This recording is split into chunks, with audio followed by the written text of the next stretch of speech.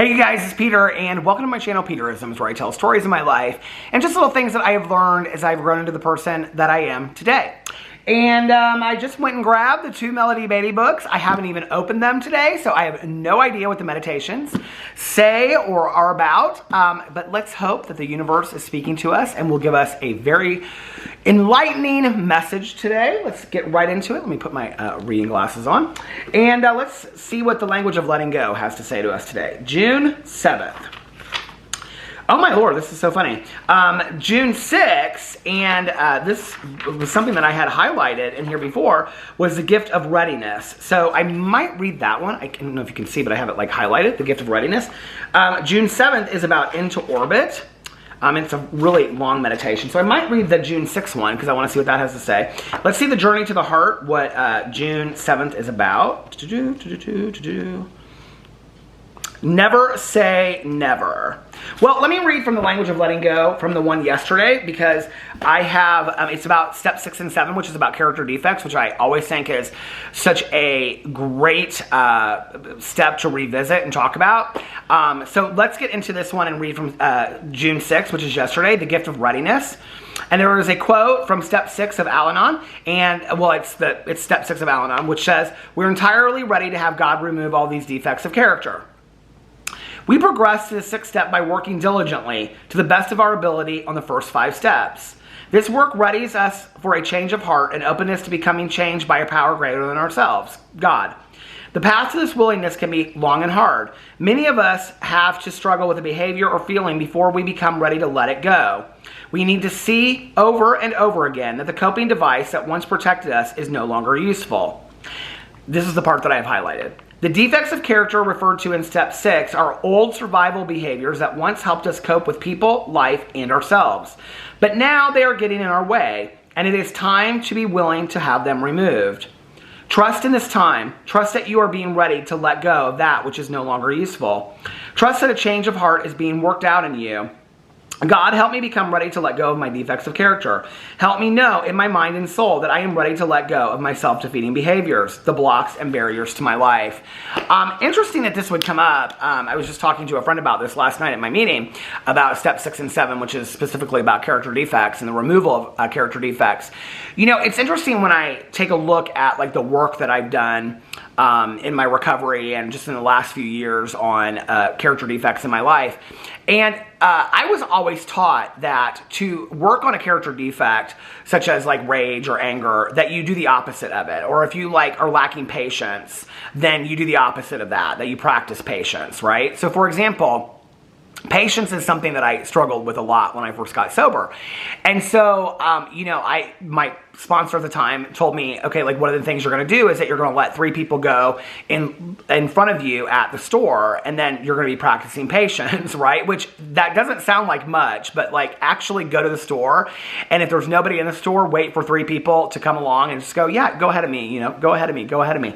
And, there's, you know, we can put action to it. And I think for me, putting action to working on character defects has really helped in my life in removing those character defects. And I was such a believer for a long time that just praying on them to be removed was good enough, you know? And I think there's a lot of different thoughts in recovery about the removal of character defects. You know, I have a lot of people that I know that truly believe that they'll say things like, well, I think some character defects we're just going to have with us for life, and that they, you know, continue to surface over time and whatever.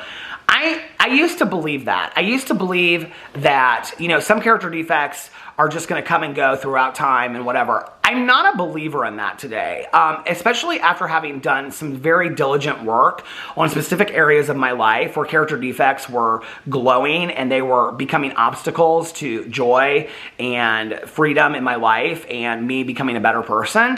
And I really wanted those defects of character to be removed. And so I really worked on them, you know? And if you think about what a defect of character is, when you think about yourself, you know, like my old sponsor used to say to me, I would walk into a room and I would hold my head down because a lot of it was shame, right?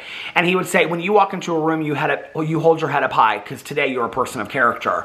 And when you think about somebody's character, you think about those things about them that are assets or they are strengths or they are belief systems that they have, right? So defects of character would be defective areas that like affect those or are contrary to those or stand in the way or are obstacles to that being like love, joy, hope, things like that, right? So for me, when I look at the obstacles in my life, the defects of character that I've had, whether that be anger, rage, lack of patience, things like that, I have to be very, very careful of allowing those things to come back up. I'm not a believer today that you can't get rid of those things. I think that for me personally, when I would say, there's going to be certain character defects that I'm just going to have with me for my whole life, that those were excuses for me not to have to do the work to remove them from my life. I did that for years. I just say, I just think, like anger is going to come up at, certain times and whatever, which I believe a certain amount of anger that you are allowed to have. And there's justifiable anger over certain situations that you have absolutely every right to be angry over. But do you want to be stuck in that anger, And anger is not necessarily even the greatest example of a character defect, I think like lack of patience is probably a better example of character defect. Oh, I wish I had my phone. I would like look up character defects and give you guys examples of all of them.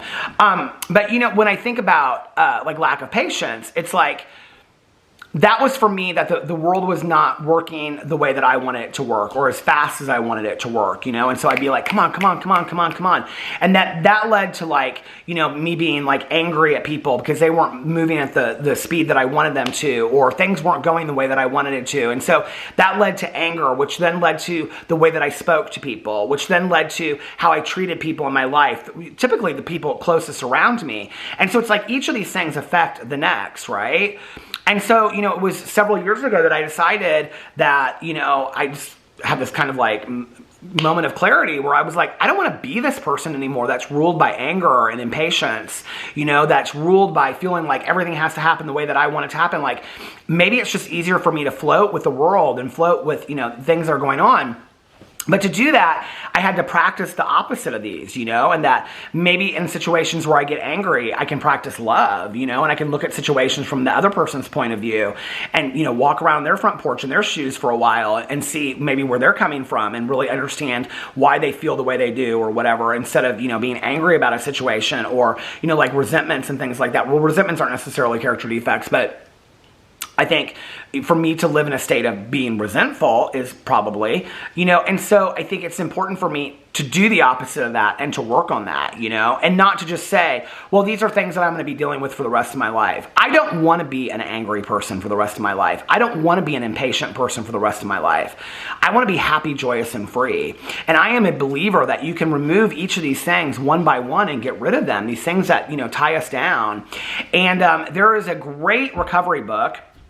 So for those of you that don't know, I used to do this Monday night literature meeting on Zoom. We started during the lockdown and it went on for like 2.5 years until everybody got real busy doing other stuff. And but one of the books that we read is actually not 12-step approved, but it's a fantastic book talking about step 6 and 7, and it's called Drop the Rock. And basically what it's talking about, there's like this analogy where people are trying to swim from this boat to shore, and they have these chains with rocks on them around their necks, and it's like, drop the rock so you can swim to shore and be free, that you can save yourself, right?